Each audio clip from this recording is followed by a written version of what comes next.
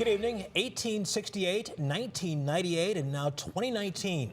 A president of the United States has been impeached. I'm Russ Mitchell. And I'm Sarah Schuckman. President Donald Trump is now just the third commander-in-chief to be impeached in the history of our country. Alice Barr reports on the hours of the debate today and what the president is saying about the proceedings.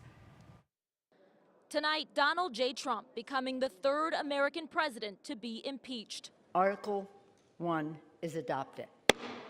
The final vote split along party lines, nearly every Democrat voting for two articles of impeachment, abuse of power and obstruction of Congress. A great day for the Constitution of the United States.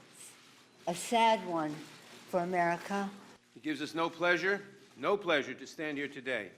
But President Trump's conduct has put our next election at risk. Every Republican voting against. As history unfolded in Washington, the president shared the results with supporters in Michigan, where he's campaigning for a second term. 229, 198, we didn't lose one Republican vote. Denying the black mark on his legacy and turning the tables on those who voted against him.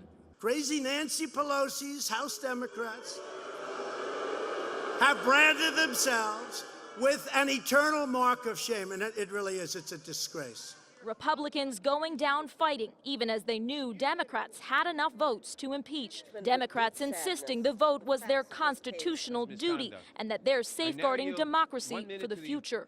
When you see something that is not right, not just, not fair, you have a moral obligation to say something, to do something. The final House vote now recorded in the history books, but the final say on conviction lands with the Republican-controlled Senate, eager to begin the next chapter. In Washington, Alice Barr, NBC News.